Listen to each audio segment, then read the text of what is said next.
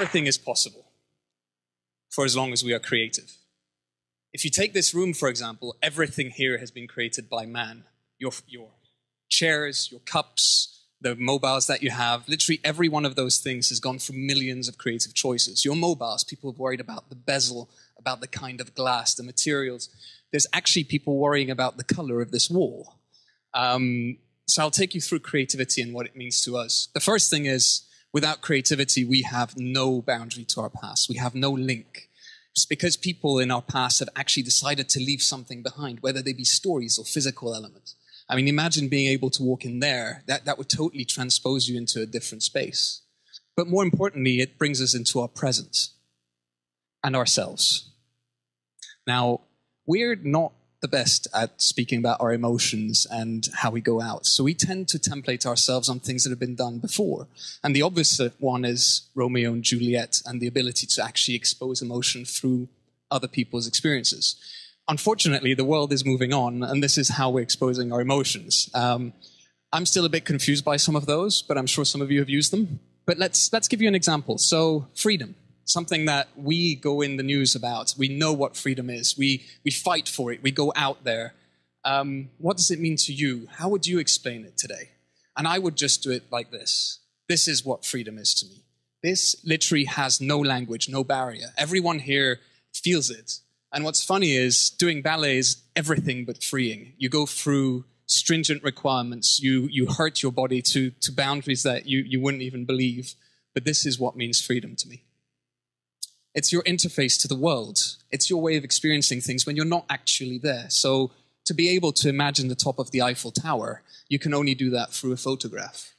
Or you can actually manipulate people's interface to the world. I can make you think that there is a 3D thing going, when in fact it's just some art.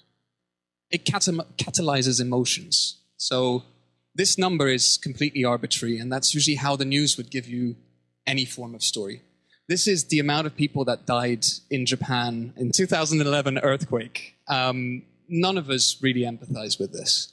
What you want is personal stories, and you want photographs. You want people to talk about their emotions, sort of explain it. And Mala did that today with us, and she shared this. And the way that she shared her story took her hours, I'm sure. She picked the things that she wanted you to hear. She must have spent a long time to take you through this journey.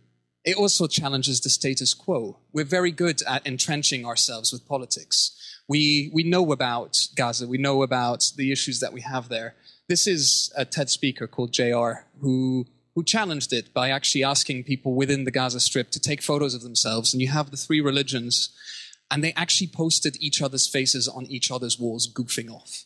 And I think that's wonderful. It makes a very strong political statement about what the people want, not what the state tells them to have. It pushes boundaries in ways that you wouldn't even believe. This was just a comedy. The interview was a film that was supposed to come out and was pulled because Sony was held to ransom by hackers. It wasn't the actual work that was interesting. What was interesting was what happened. It's the fact that suddenly the world cared. The world was challenged by these hackers. We had to pull the interview, and actually the President of the United States got involved and said, well, we care about that. This is important. Our own creativity, our own freedom of speech was under fire by some hackers. It allows us to understand our world. And in a world that's changing every single day and faster, it's getting harder for us to understand what's around us. This is a project I took part in, which basically allowed you to visualize the amount of hacks that happen to you every day. We set it up in 24 hours, and in 24 hours we got hacked 90,000 times. There were colors going, there was lights and all sorts. You're not going to get that today. And then there's our future. And this is what we all hear today. Our future is inspired by what we have. I mean, we have cars that ride themselves. Have we seen that before? Yes, we have. It looked a lot more hardcore. It was a lot more suave. We also had legends. This is a legend from Greece where they had a man made of metal protecting an island. Well, isn't that what we have now? He's not protecting an island, but we're getting there. All of this is just speeding up. We can't continue having it. This is the Fifth Element, where they crawled an insect into the presidential palace to try and listen to the president. I have really bad news for you. That's what the military are doing right now. They're starting to remote control beetles. They can make them go left, right. They can make them fly. All of this is coming. and it's coming faster and faster.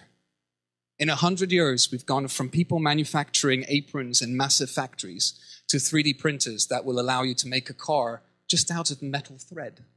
And if you think 100 years is a long time, she was 14 at that time. How many of you were born in the 90s? Put your hands up. Right, a quarter of you are going to live up to the age of 100. If you're born in the noughties, 1 in 3 will actually go to the age of 100. So you're going to see this. And then there's something else that's fascinating. The gap between your imagination and reality is getting smaller and smaller. Before, when you had an idea, you wanted to be able to express it, you'd go through a factory, you'd have 100 people go through it, you'd do the drawings, you'd have to go through material development. There was a whole vetoing process, there was a whole health and safety issue. Now I can 3D print something. It takes me an hour to make a massive design. Well, maybe more. That would probably have taken more than an hour. But you can literally do that in a matter of hours. You can create something physical out of your imagination. It's not all good. I really wanted to put this in the presentation. It's not all good, but there'll be more of it, which means that there'll be more good coming out of it. So what is the next frontier? Well, hate to put it to you, if you're a technophobe, you're already converging towards technology. You have a phone in your pocket. You've already got access to all these things. All that's happening now is that will be integrated within you over time. We've already heard that we can start taking care of spinal injuries. The next thing will be to interface directly into you. You'll have immediate knowledge. You do that through Google now. But imagine thinking something or being able to learn a language immediately. You'll have direct access to your senses. You'll lose your screens. You'll lose any form of auditory. It'll be directly in your head. And that means that you'll be able to disappear to places like Tiger's Nest without even taking a flight. You'll smell it. You'll see it. You'll feel it. There'll be people around interacting with you. If that's terrifying, it should be. And you can manufacture worlds. I also wanted to put this one in.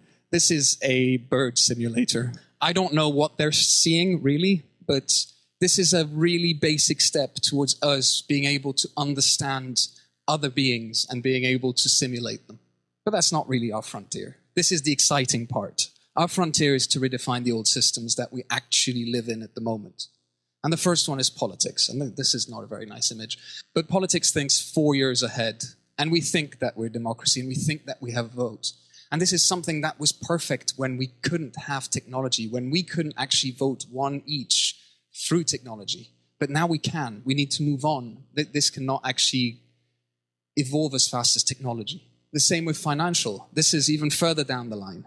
But when you have robots manufacturing robots and robots actually putting food on your table, what is the use for money? Robots don't care about money. How are we going to keep ourselves busy? How are we going to be passionate about our future when everything is provided for? Ethics. Is it okay for me to kick a robot dog? Is it okay for me to take that puppet and to give it a good slap? Probably not. But it's just an inanimate object. Yet we're going to have to ask all these hard questions. Do robots have souls? Do puppets have souls? If it moves like us, does it actually have a right? And most importantly, the future of our education. I mean, we're about to enter, and we are already in a world of technology, and it's going fast.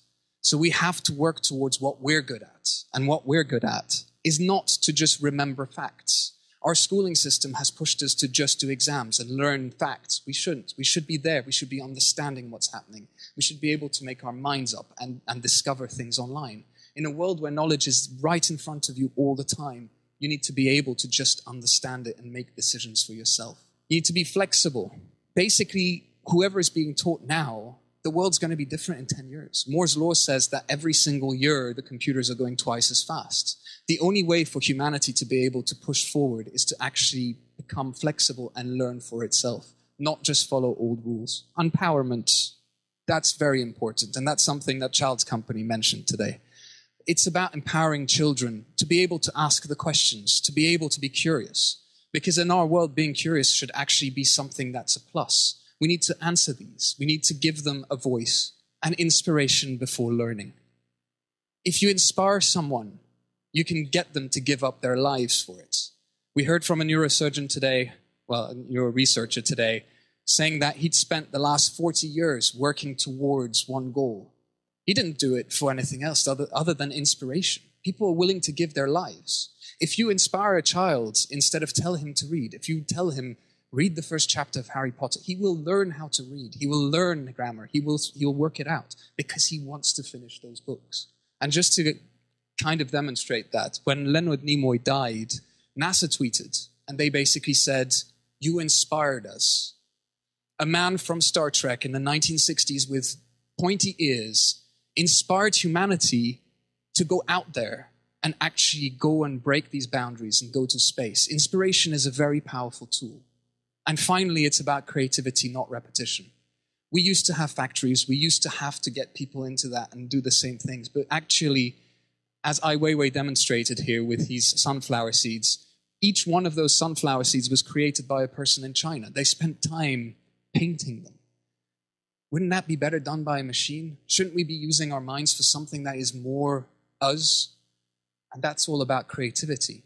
Because for as long as we can create, everything is possible. Thank you.